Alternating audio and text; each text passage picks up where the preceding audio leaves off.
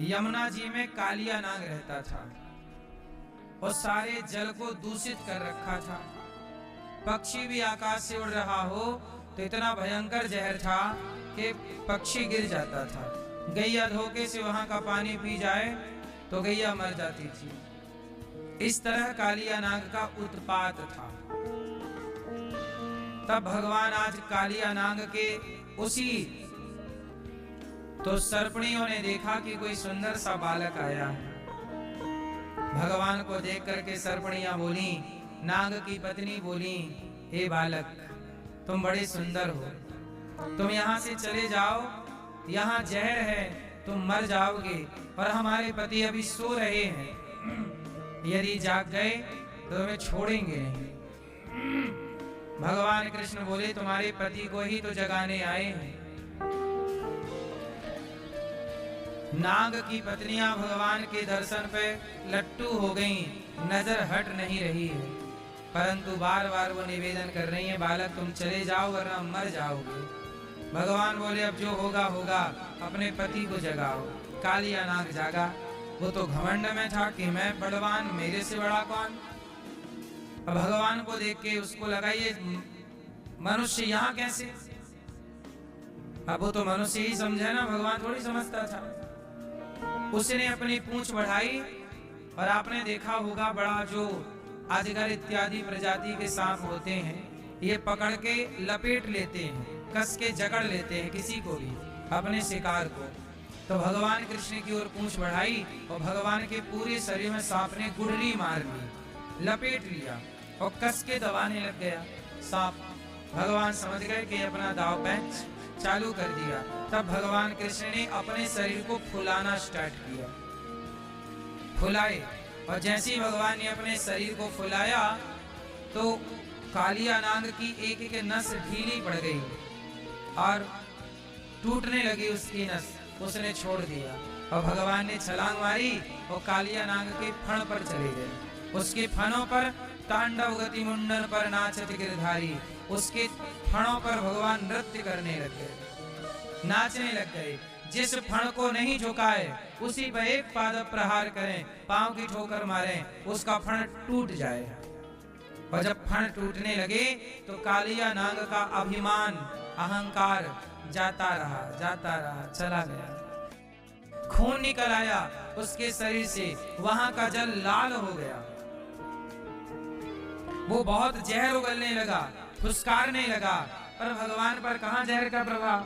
ये तो भगवान शेषनाग की सैया पर सोने वाले हैं।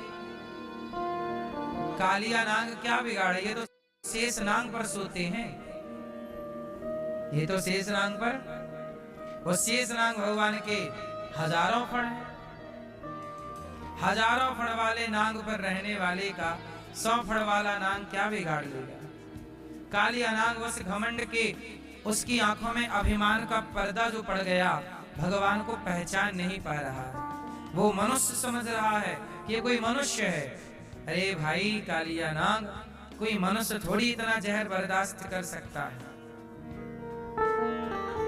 बता रहे हैं कि कालिया नाग का जहर इतना भयंकर था कि उस दह का पानी उबलता रहता था जहर के कारण। इतना भयंकर जहर था। ऊपर उड़ने वाले पक्षी केवल पानी नहीं पीते, उड़ते थे तो वहां के उस उबलते हुए पानी की जो जहरीली भाप सी उठती थी उससे मर जाते थे।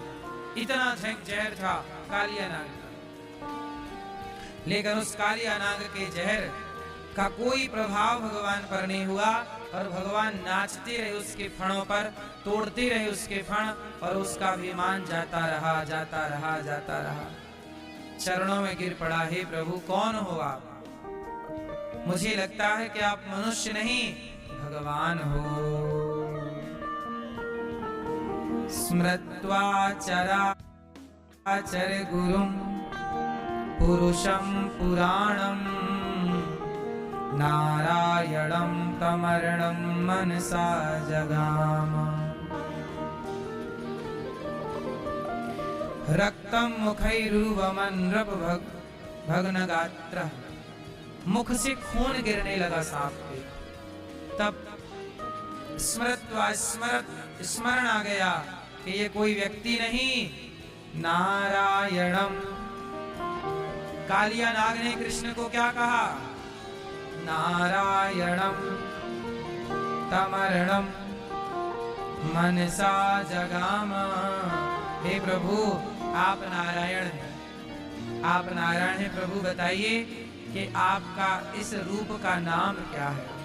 तब भगवान ने कहा, मैं नारायण हूं, तुमने पहचान लिया, मेरा इस रूप का नाम है कृष्ण। चरणों में गिर पड़ा, प्रभु ये तो बताओ कि आप मुझे किस पाप की सजा दे रहे हैं? मेरा अपराध तो बताओ, क्यों आप मेरे फण तोड़ रहे हैं? मैंने आपका अपराध क्या किया? तब कालिया नाग के कथन पर भगवान बोले, कालिया नाग, तुम्हें जंगल में रहना चाहिए, एकांत में रहना चाहिए, जहां लोग रहते हैं वहां तुम रहते हो। कितनी गैया मर गई तुम्हारा पानी पी के, यहाँ का तुम्हारे कारण जहरीला पानी पीकर, कितने पशु पक्षी, कितने लोग मर गए। तुम्हें यहाँ नहीं रहना चाहिए, तुमने जल पर कब्जा कर लिया है, ऐसा सोच लिया है कि जल तुम्हारे बाप का है, इसलिए मुझे आना पड़ा। कालिया नाग बोले कि प्रभु मैं कहाँ जाऊं? यदि मैं ऊपर रहूंगा तो गरुड़ जी मुझे मार के खा जाएंगे। एक्चुअली ये कालिया नाग जो है, गरुड़ जी और नाग ये एक बाप की ही संतान है, इनकी मां अलग अलग